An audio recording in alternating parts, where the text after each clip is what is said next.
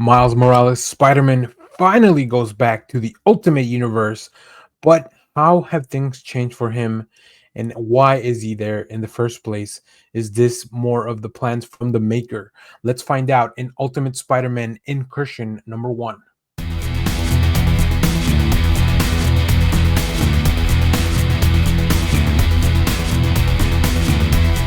Hello everyone, Daniel here from the Next Issue Podcast. On today's video, I'll be doing a review for Ultimate Spider-Man Incursion number 1. This is a new book from Marvel Comics, a new series, brand new to the Ultimate Universe.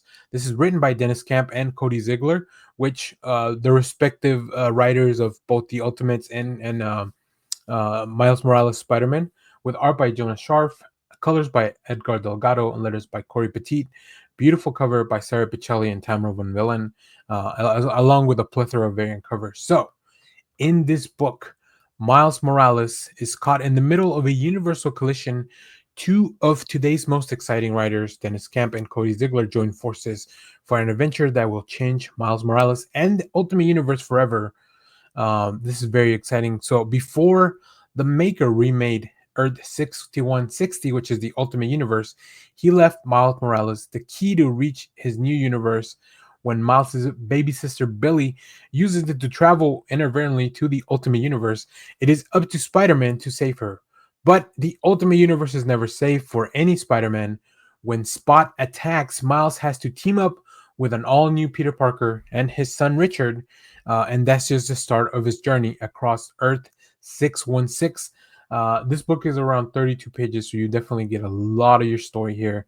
And it is such a fun romp. First of all, just the fact that you have Miles Morales meeting up with this Peter Parker, the ultimate Peter Parker, and his son Richard, who's wearing the symbiote like suit.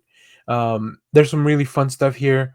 I love the idea that Richard looks up to Miles because he thinks he's so cool, right? Miles has all this experience that Peter doesn't really have in the Ultimate Universe. Peter's only been doing this for about 6 months, and it makes a lot of sense. So I really love the way that's written. I think that both Cody Ziglar and Deniz Camp really know these universes, really know the characters that they're involving, so they really capture their voices. There's always the looming thread of why did the maker leave that for Miles, right? I think the maker feels like him and Miles are tied in this way because they are the ultimate, they are the only survivors of that ultimate universe from so long ago. So they have this connection, and of course Miles, he didn't want to go back, but circumstances kind of put him there. I think Spot is a really fun villain to kind of bring into this first issue, not only because in the movie kind of made him a little bit more relevant, but it's just a really fun power set. And then how will the Ultimates and the rest of the Ultimate Universe react to this?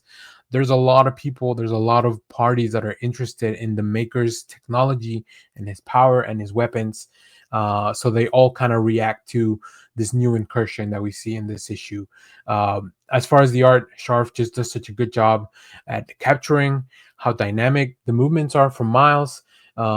Really, the body language between all the Spider-Man is really, really interesting and really fun. It really plays out where Peter is a little bit intimidated, but Miles, Richard is really just looking up to Miles as this like beacon of what the Spider-Man could be. And then, of course, Miles is just really worried about doing his own thing.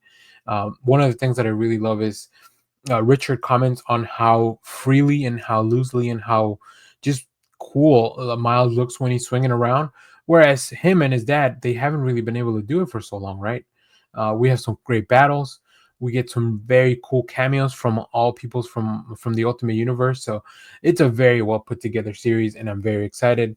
A lot of these things have been looming in the horizon for a long time now. If you've been reading the Ultimate Universe, and it was definitely time for Miles to come back home, sort of. This is a homecoming of sorts for Miles, so I appreciate that. So really encourage you to check this out. This is just the kickoff of this new series. It feels like a little small crossover event. I think Miles will ultimately end up back in Earth 616 because he has such he's so anchored there now. But I love it, and it's really fun. I haven't been keeping up with the Miles Morales book, so it's really fun to see his powers again, because they are a little bit different, right? Even Richard comments on like Miles can become invisible and camouflage, where him and his dad can't.